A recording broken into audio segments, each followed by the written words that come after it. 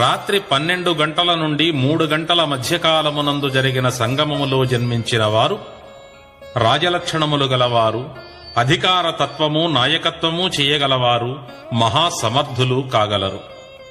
తెల్లవారుజామున 3 గంటల నుండి 6 గంటల మధ్యకాలమున గర్భధారణ జరుగగా జన్మించేవారు పండితులు, వేదాంతులు, మహాత్ములు, కీర్తివంతులుగా ఉంటారు.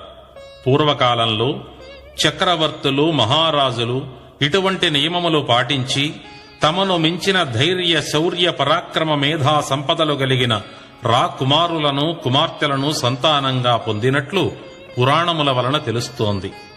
ఈనాడు ఇటువంటి శాస్త్ర విషయములు అందుబాటులో లేక దూరమైపోవటం మన దురదృష్టం.